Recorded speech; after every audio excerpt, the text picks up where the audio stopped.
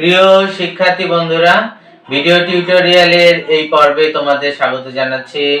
আমরা আজকে simple to complex to compound এর পার্ট 3 নিয়ে আলোচনা করব। এখানে বলা হচ্ছে he is so nervous that he can not must be easily. এটা আমাকে কমপ্লেক্স বাক্যকে সিম্পল করতে হবে, সিম্পলকে তারপরে কম্পাউন্ড বাক্যে রূপান্তর করতে হবে। আমাকে এই 7 নম্বর রুলটা আমাকে যে নিয়মে করতে হবে সেটা হচ্ছে, আমাকে যদি বাক্যের মধ্যে so dot dot dot that থাকে, এই ডট মানে হচ্ছে অ্যাডজেক্টিভ, সো অ্যাডজেক্টিভ যদি দ্যাট থাকে, এটা আমাকে সিম্পলে রূপান্তর করতে গেলে আমাকে সোর জায়গায় টু দিতে হবে এবং এই দ্যাটের জায়গায় টু দিতে হবে, তারপর আমাকে ভার্ব 1 দিতে হবে। আর এটাকে যখন আমরা কম্পাউন্ডে রূপান্তর করব, কম্পাউন্ডে রূপান্তর করতে গেলে আমরা কি দেব, আমাদের এই সোর জায়গায় আমরা ভেরি দেব। তারপর আমাকে কি করতে হবে, এইখানে এই টুর জায়গায় কি দিতে হবে, আমাকে এন্ড দিতে হবে, এন্ড দেব। তারপর আমরা কি দেব, এন্ড দেব।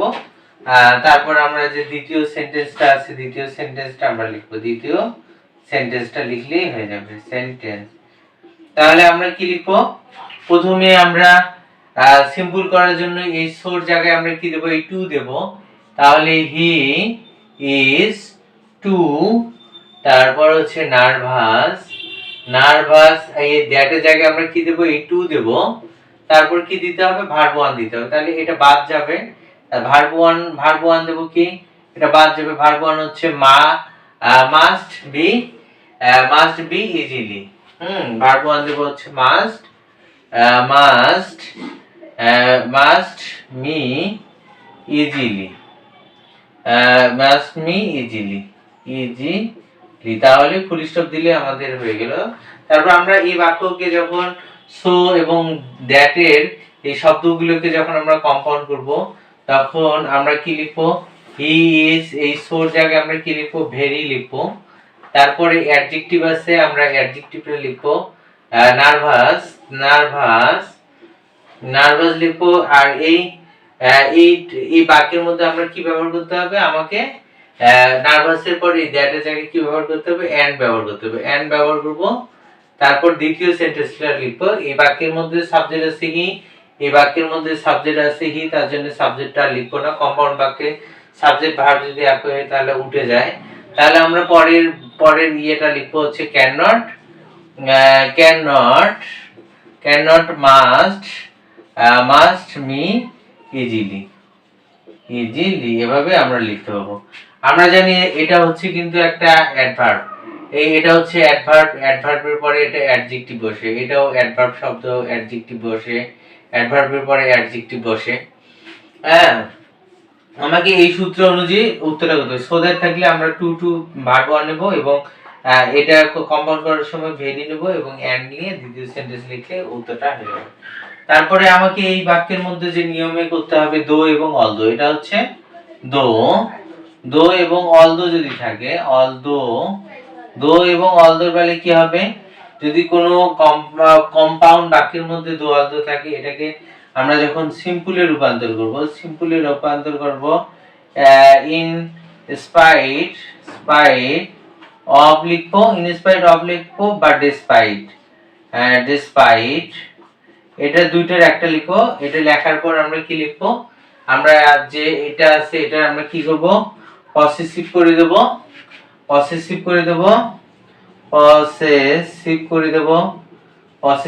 দেব। তারপরে আমরা হ্যাভিং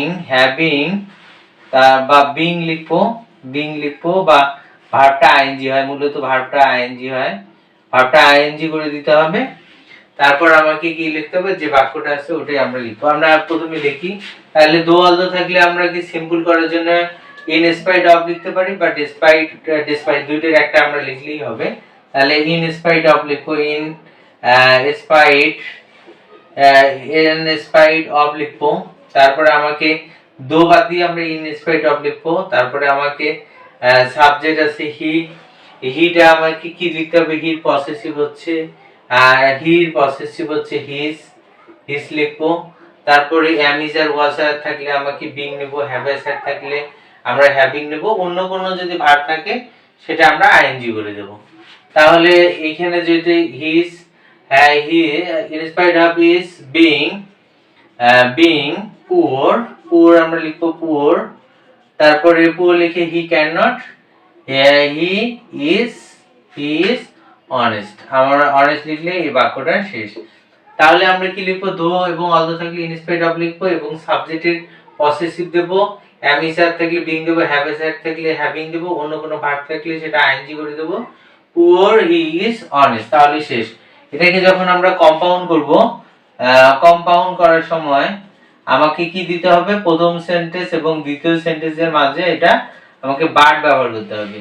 এই দো অলদো যদি থাকে তাহলে আমাকে যে কম্পাউন্ড করার সময় যে কনজাংশনটা ব্যবহার করতে হবে সেটা হচ্ছে বার্ড ব্যবহার করব। তাহলে হি ইজ আমরা কি লিখবো, হি ইজ পুয়ার লিখবো, পুয়ার লিখবো। তাহলে দো অলদো আছে তার জন্য আমাকে যে কম্পাউন্ড বাক্যের কনজাংশনটা মাঝে বসে আমরা কি দেব, এই বাক্যে আমরা এন্ড ব্যবহার করব, দো অলদোর বেলায় আমরা বার্ড ব্যবহার করব। তারপরে এখানেও সাবজেক্ট একই থাকলে আমরা দ্বিতীয় সেন্টেন্সে নেব না, এখানেও ইজ আছে, এখানেও ইজ আছে, দ্বিতীয় সেন্টেন্সে নেব না। তারপরে এখানে অনেস্ট আছে, অনেস্টটা নেব, অনেস্ট। তাহলে ফুল স্টপ দিলেই বাক্যটা শেষ। তারপরে বলা হচ্ছে এটাও দো অলদো নিয়ম, দো অলদো থাকলে আমরা কি নিব, ইনস্পাইট অফ বা ডিসপাইট নেব। আমরা এই বাক্যে ডিসপাইট নিই বা ইনস্পাইট অফ নিই বা ডিসপাইট নিলাম, ডিসপাইট নিলাম। তারপরে কি নিব, সি এর পসেসিভ হচ্ছে হার নিব। এখানে যে আমরা যদি অ্যামিজার থাকে তাহলে যেমন আমরা বিং নেই, হ্যাভের সাথে হ্যাভিং নেই, গেট থাকলে আমাকে গেটিং মানে ভার্বটা আইএনজি করতে হবে, গেটিং। ডিসপাইট হার গেটিং